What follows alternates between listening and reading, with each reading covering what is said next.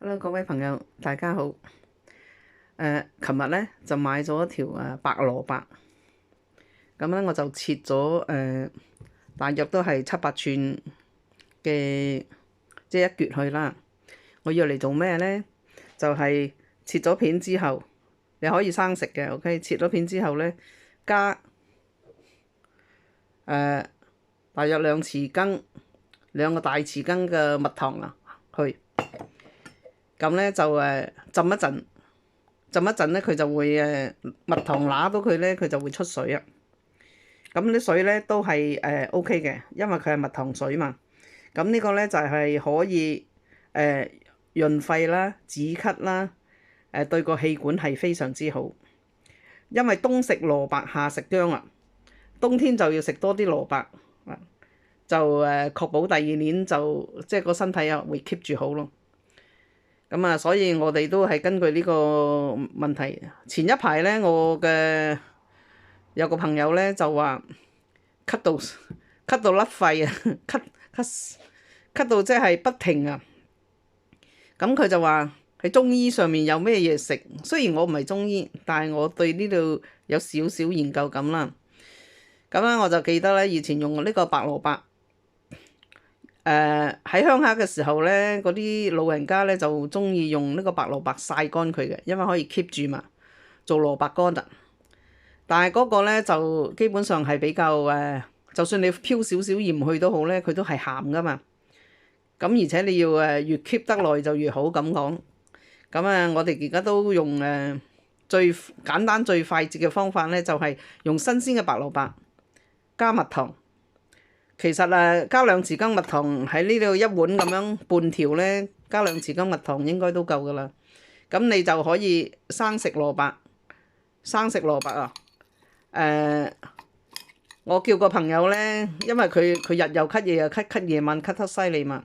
咁佢咧就夜晚瞓覺之前咧，都照我講咁樣整咗一碗，就唔需要煲噶，OK？咁佢就食咗之後。食咗幾片，跟住佢瞓覺，成晚都開始冇咳。第二日咧，佢覺得佢氣管好咗好多。咁所以咧係可以，即係如果各位朋友真係話氣管啊或者啲咩，正式嚟講，你話佢唔係藥，佢係唔可以醫病，但係屬於食療咯，係咪？又食唔到壞嘅。咁如果你有熱氣，亦都化熱氣，因為白蘿蔔咧，基本上所有嗰啲蘿蔔、青蘿蔔、紅蘿蔔。都係好嘅，即係平時都可以飲多啲嘅。一般嚟講係冇害，咁就可以。同埋啦，前一排另外講埋另外一個叫做青蘿蔔啊。青蘿蔔咧就有化呢個煤氣毒，即係做廚房嗰啲人好多都知道咧。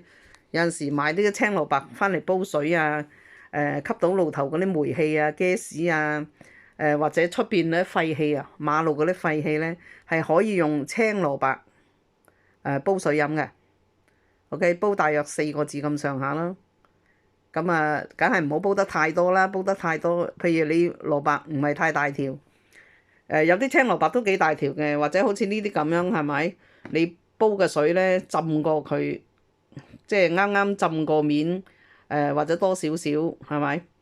咁你就即係你煲得太多水就淡啦嘛，咁個效力咪梗係冇咁好咯。你可以第二次再翻煲嘅，煲完4個字之後斟咗第一批飲咗，跟住你第二批咧就第二次再放個水咧，咁你就煲多10零分鐘，即係連蘿蔔渣都食埋啊！係可以清肺潤，即係清熱潤肺咯。咁而家喺度講下呢啲都係我哋屋企平時食嘅菜嚟嘅。本身嚟講咧，有興趣想保護氣管啊，或者有陣時真係天氣乾燥啊，可以試下咯。就因為大人細佬哥都冇害嘛。如果你覺得，我食咗之後更加咳嘅，咁你咪因為個個人嘅身體都唔同，係咪？一般嚟講都冇問題，而且係會對氣管更加即係會舒服咯。你就要你自己個人嘅感覺。如果你覺得唔掂嘅，咁你梗係要食藥啦。咁一般嚟講咧，呢個係可以我哋當屋企一個小食都得，平時都可以食。